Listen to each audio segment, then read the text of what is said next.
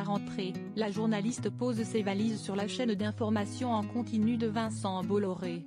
À l'Express, elle en dit plus sur son projet. Interview. Une nouvelle émission, Tout à inventer. Sonia Mabrouk animera, à la rentrée prochaine, la tranche d'Access Prime Time sur CNeT, de 17h à 19h.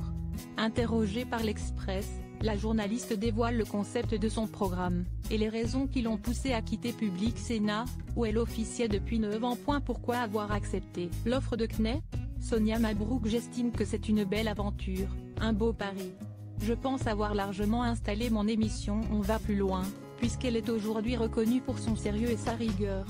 Il était temps pour moi de tenter un autre défi, à un horaire stratégique. Quel type d'émission allez vous animer sur la chaîne du groupe Canal? J'ai une idée très précise de ce que j'ai envie de faire, même si nous n'avons, pour le moment, pas encore trouvé de nom. Je veux allier information et décryptage. Je suis convaincu que le temps long et la distance peuvent coexister sur une chaîne d'information en continu. Même si la priorité est à l'information, mon défi est de faire du décryptage de fond. Il faut accompagner les téléspectateurs, tout en étant critique quand il le faut. Je vais essayer de surprendre, de découvrir et dénicher de nouveaux invités, des personnes à qui on ne donne pas d'habitude la parole. Je ne veux pas tomber dans un cirque médiatique avec les mêmes bons clients qui font le tour des plateaux. Il n'y a rien de plus dangereux que l'entre-soi. C'est-à-dire, par exemple, je veux laisser la place aux jeunes, comme je pouvais le faire sur Public Sénat, où je donnais la parole à des personnes de 16 et 20 ans. Ils auront toute leur place dans l'émission, pour débattre de l'avenir et de leur vision de la société.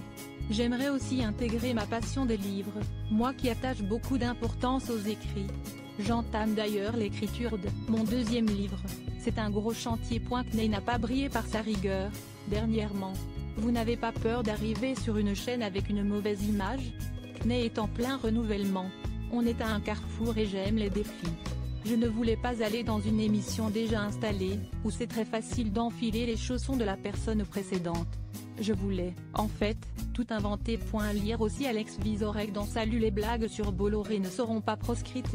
Puis, quand je regarde CNeT, je vois des journalistes en totale liberté. On prend, je trouve, de la distance, parfois plus que sur une autre chaîne. Certains médias se demandent si c'est Jean-Pierre Elkabbach qui vous a convaincu de rejoindre CNeT.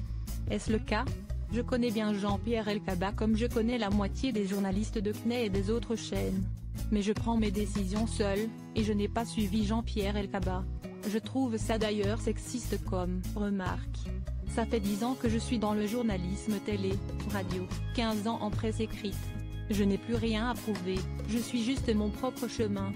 Poserez-on ce genre de questions à propos d'un homme? Au-delà de votre arrivée sur CNeT, il y a aussi du changement pour vous sur Europe 1, où vous tiendrez une émission politique le week-end. La radio est un ancrage essentiel pour moi et comme je le voulais, je reviens le week-end après avoir fait mes preuves la semaine avec les grandes voix. Ces derniers mois, j'ai enchaîné 2 quotidiennes très exigeantes, très lourdes.